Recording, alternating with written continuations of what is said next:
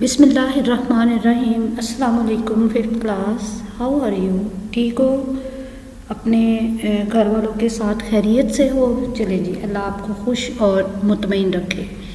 آج ہم حضرت سچل سرمست کا دوسرا حصہ پڑھیں گے۔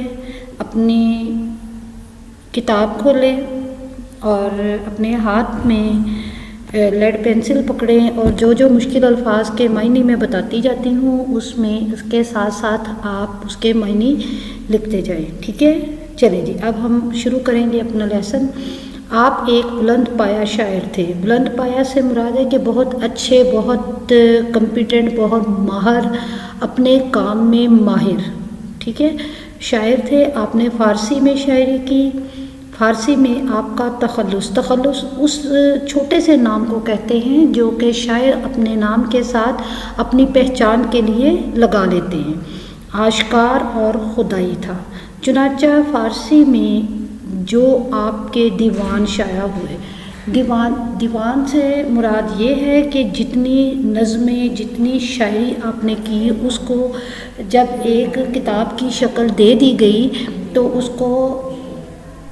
کو دیوان کہا جاتا ہے۔ دیوان کسے کہتے ہیں کہ کوئی شاعر جب بہت ساری اپنی نظمیں لکھ لیتا ہے مختلف ٹاپکس پہ، مختلف موضوعات پہ، تو جب ان کو ایک جگہ پہ جمع کر کے ایک کتاب بنا لیا جاتا ہے تو اس کو کیا کہتے ہیں؟ دیوان شائع ہوئے، اور وہ دیوان آشکار اور دیوان خدائی کے نام سے موسوم ہیں۔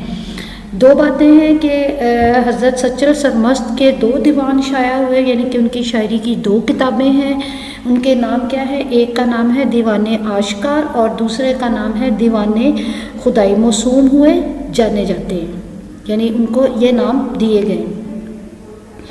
حضرت سچل سرمست سندھی زبان کے باکمال کے بہت زیادہ، جس بندے کو اپنے کام پہ عبور حاصل ہو، کمپیٹنٹ، اپنے کام میں ماہر، کے باکمال اپنے کام میں ماہر شاعر تھے سندھی زبان کے۔ اب دو باتیں اس میں اور ہمیں پتہ چلی ہیں۔ سب سے پہلی بات یہ کہ آپ نے فارسی زبان میں بھی شاعری کی، پھر آپ دوسری بات یہ بتا رہا ہے ہمیں رائٹر کہ آپ نے سندھی زبان میں بھی شاعری کی، پھر سرائکی زبان میں بھی شاعری کی، اردو زبان میں بھی شاعری کی، ٹھیک ہے؟ دیکھیں کہ وہ کس قدر ذہین آدمی تھے۔ میں آپ سے اکثر یہ کہا کرتی ہوں کہ اللہ تعالیٰ نے تمام انسانوں کو برابر پیدا کیا ہے۔ آپ بھی اتنے ہی ذہین ہو، آپ سب بھی اتنے ہی ذہین ہو جتنے حضرت سچل سرمست تھے۔ فرق کہاں آتا ہے؟ کہ کوشش میں آپ کوشش کم کرتے ہو نا۔ اب آپ چھوٹی سی بات دیکھو، آپ کی چھوٹی سی ایج ہے نا، ہمیں اب جا کے اس ایج میں ہمیں موبائل آپریٹ کرنا ہے، لیکن آپ کی ایج ہم سے کہیں کم ہے، لیکن آپ پراپر وے میں موبائل جو ہے وہ آپریٹ بھی کرتے ہو، اس کو یوز بھی کرتے ہو، اس میں گیمز بھی کھیلتے ہو، تو یہ آپ کی ذہانت ہے نا، دس از اے کائنڈ آف انٹیلیجنس۔ تو اگر یہی ذہانت آپ اپنے پڑھائی میں لگائیں، آپ اپنے ذہن میں ایک ٹارگٹ بنائیں کہ میں نے یہ بننا ہے، میں یہ بننا چاہتا ہوں، میں اس طرح سے اپنی قوم کی خدمت کرنا چاہتا ہوں، تو کوئی چیز آپ کو روک نہیں سکتی، ٹھیک ہے؟ جب آپ اپنی زندگی کا ایک مقصد بنا لیں گے تو کوئی چیز آپ کو روک نہیں سکتی۔ ہاں، راستے میں رکاوٹیں آتی ہیں، لیکن وہ رکاوٹیں وقتی طور پہ ہوتی ہیں، ان کو کیسے اپنے راستے سے ہٹانا ہے یہ آپ نے خود انتظام کرنا ہے۔ کوشش کوشش کوشش، محنت محنت محنت۔ صرف زندگی میں اگر آپ ایک کامیاب انسان بننا چاہتے ہو تو صرف کیا چیز آپ کے کام آئے گی؟ محنت۔ اب دیکھیں کہ ایک شخص، ایک بچہ جس کا باپ 6 سال کی عمر میں فوت ہو گیا اور اس کے چچا نے اس کی پرورش کی ہے، تو وہ کتنا لائق انسان تھا کہ اس نے کیا کیا؟ فارسی میں شاعری کی، اور آپ کو پتہ حافظ قرآن بھی ہیں یہ، سندھی میں شاعری کی، اور اس کے بعد کیا کیا کہ آپ حضرت سچل سرمست سندھی زبان کے باکمال شاعر ہونے کے ساتھ ساتھ فارسی، سرائکی اور اردو کے بھی بلند پایہ شاعر، بلند پایہ بہت ہی اچھے شاعر، اپنے بہترین شاعری کرنے والے شاعر ہوئے۔ کئی زبانوں میں اعلیٰ معیار کی شاعری کے باعث آپ کو شاعر ہفت زبان بھی کہا جاتا ہے۔ ہفت فارسی میں 7 کے ہندسے کو کہتے ہیں، 7 کو کہتے ہیں، ٹھیک ہے؟ فارسی میں ہفت کسے کہتے ہیں؟ 7 کو کہتے ہیں۔ تو آپ کو لوگوں نے شاعر ہفت زبان بھی کہا ہے۔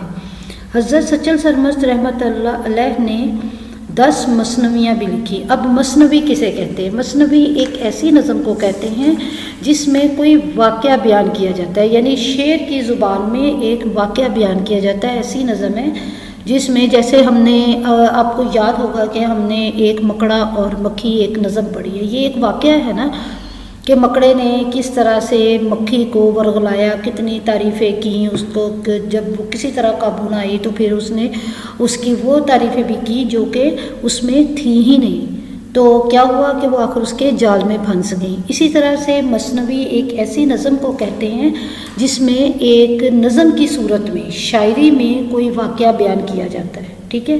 اب انہوں نے کیا کہ 10 مثنویاں بھی لکھی ہیں۔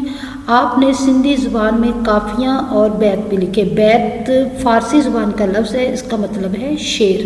اور قافیاں کسے کہتے ہیں؟ قافی بھی ایک نظم کو ہی کہتے ہیں۔ اس میں اس چیز کا لمیٹیشن نہیں ہوتی کہ کتنے شعروں میں ایک واقعہ لکھا جائے گا، ٹھیک ہے، 100 اشعار بھی ہو سکتے ہیں۔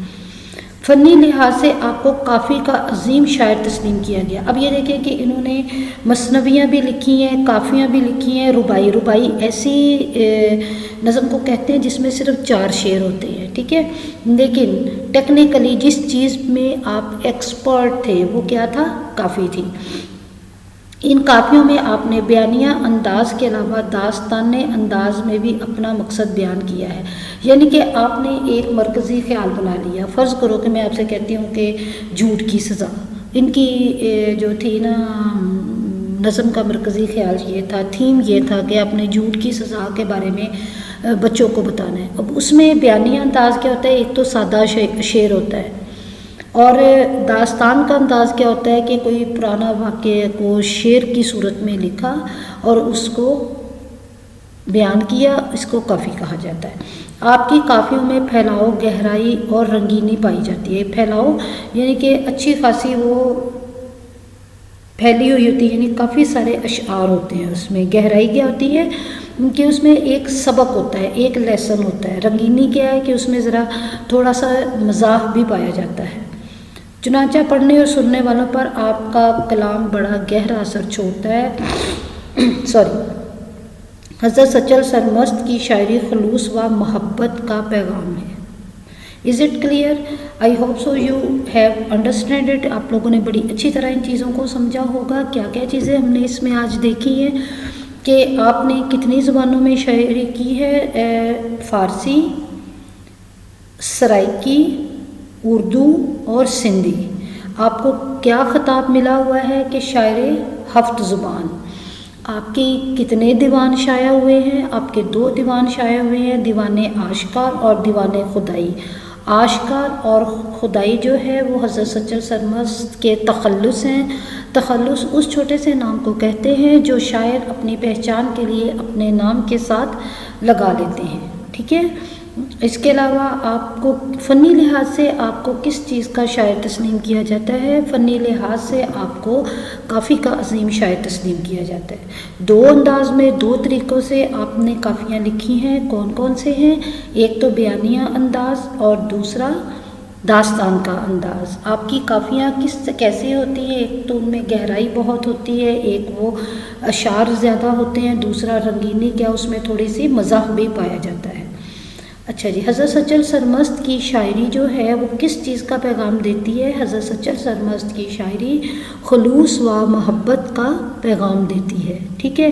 اچھا جی، اس ویک اب میں اس کے ساتھ آپ کو کوئی سوال جواب نہیں دوں گی۔ جو جمعرات یعنی تھرسڈے کو میں اپلوڈ کروں گی ویڈیو، اس کے ساتھ آپ کے کچھ سوالات ہوں گے جو اس میں اس والی ویڈیو اور پریویس ویڈیو دونوں میں سے آپ نے